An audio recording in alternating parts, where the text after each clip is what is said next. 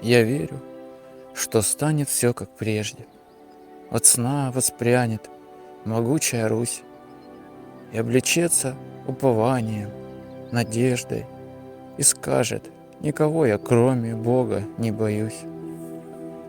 И берег пристанью той станет, избавившись от давящих оков, и покаяние с крестами заблистает, став под защиту Божией Матери покров. Молитвой, устами и сердцем непрестанно задышит на закате века наш народ, и станет с Богом общение первозданным, и в душах наших произойдет переворот. Я верю, что настанет это время вскоре, освободит Господь из уз засимых батюшку царя. Мы радость испытаем, а в житейском море настанет православная заря.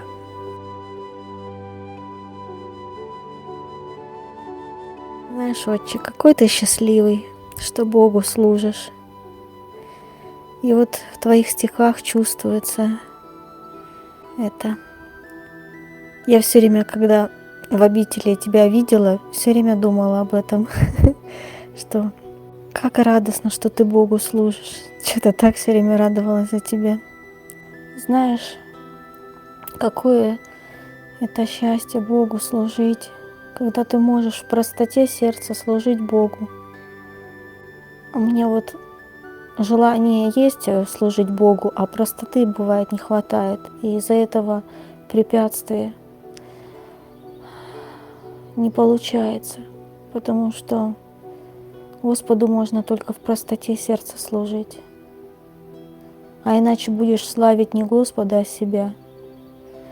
Вот страсти не дают.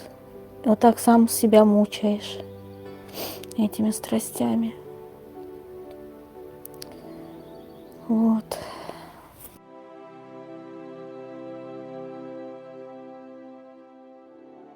Это, знаешь, вот я всегда, когда владыка Силан к нам приезжает, как бы недоумеваю, откуда у него силы такие, откуда он это все. А сейчас вот такое, знаешь, вот, как бы я и до этого еще, когда вот в миру был, когда в этом МПшном храме был, такое вот испытывал, что, когда вот слушал батюшку царя, проповедь только первые там, я вот не знаю, как это вот объяснить, да ты, наверное, понимаешь, что вот когда ум вот в сердце опускается, и вот молитва, она какая-то само собой идет, и как-то время уходит, и как-то силы откуда-то берутся, я не знаю, что у тебя вообще не спать ничего не хочется просто. И одновременно такое, как бы и слезы идут, текут там, и плач такой, как бы понимаю, что я окаянствую, и в то же время такая радость, что просто, как я понимаю, вот такое есть там, как бы в святоотеческом таком предании, что радостнотворный плач, может быть, это вот это оно и есть. Я не знаю, как это вот объяснить. Может быть, совсем другое. Я ошибаюсь, может быть, не знаю.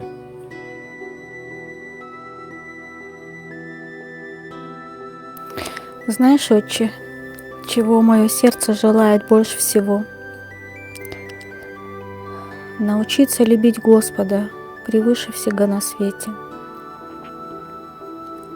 Потому что это свобода. Вот знаешь, царь-батюшка, кто-то подумает, что он в узах,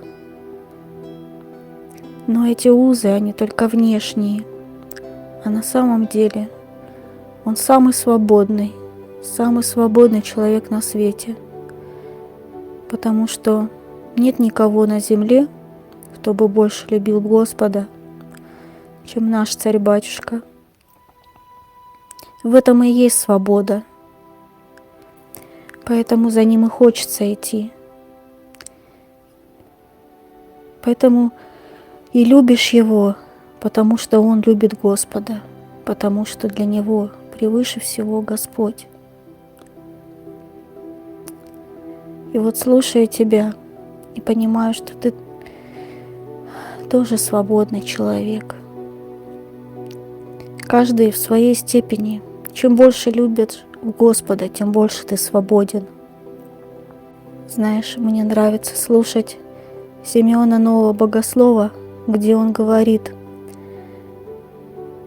где он рассказывает о смерти, вернее, о предсмертном состоянии, говорит, что уйдите все от меня, не приходите ко мне никто, не приносите мне есть.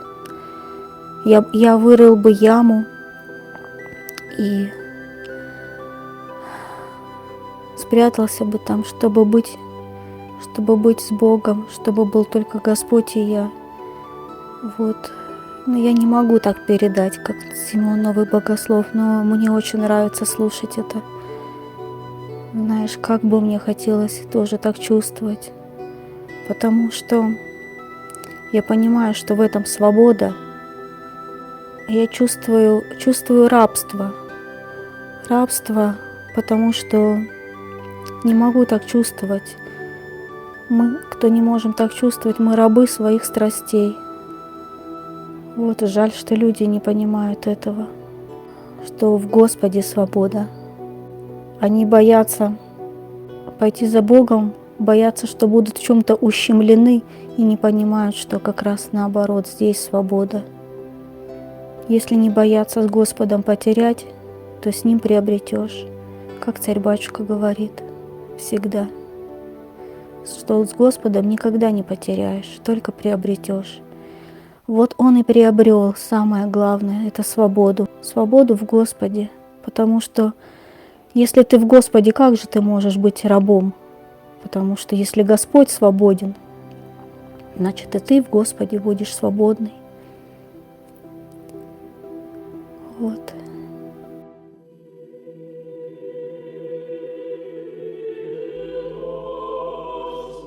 Оставьте меня одного, заключенную в келье. Отпустите меня с одним человеколюбцем, Богом. Отступите, удалитесь. Позвольте мне умереть одному пред лицом Бога, создавшего меня. Пусть никто не стучится ко мне в дверь и не подает голоса. Пусть никто из сродников и друзей не посещает меня. Никто пусть не отвлекает насильно мою мысль от созерцания благого и прекрасного Владыки. Никто пусть не дает мне пищи и не приносит питья, ибо довольно для меня умереть пред лицом Бога моего, Бога милостивого и человеколюбивого, сошедшего на землю, призвать грешников и вести их с собою в жизнь божественную. Я не хочу более видеть свет мира сего, ни самого солнца, ни того, что находится в мире. Ибо я вижу Владыку моего и Царя, вижу того, кто поистине есть свет и Творец всякого света. Вижу источник всякого блага и причину всего. Вижу то безначальное начало, от которого произошло все, через которое все оживляется и исполняется пища. Ибо по Его желанию все приходит в бытие и делается видимым, и по воле Его все исчезает и прекращается. Итак, как же я, оставив Его, выйду из кельи? Оставьте меня. Я буду рыдать и оплакивать те дни и ночи, которые я потерял, когда смотрел на мир сей, смотрел на это солнце и на этот чувственный и мрачный свет мира, который не просвещает душу, без которого живут в мире и слепые также очами, которые, приставившись отсюда, будут такими же, как и зрячие ныне. В этом свете и я, прельщаясь, всячески увеселялся, совершенно не помышляя, что есть иной свет, который, как сказано, есть и жизнь, и причина бытия, как того, что существует, так и того, что будет, конечно, существовать. Итак, я был как бы безбожником, не ведая Бога моего. Ныне же, когда Он, по неизреченному благоутробию, благоволил стать видимым для меня, несчастного, и открыться, я увидел и познал, что Он воистину есть Бог всех, Бог, которого никто из людей в мире не видел, ибо Он вне мира, вне света и тьмы, вне воздуха и вне всякого чувства. Поэтому и я, видя Его, стал превыше чувств. Итак, вы, находящиеся во власти чувств, позвольте мне не только запереть келью и сидеть внутри ее, но даже вырывши под землю яму, скрыться в ней. Я буду жить там вне всего мира, созерцая бессмертного владыку моего и Создателя. Я хочу умереть из-за любви к Нему, зная, что я не умру.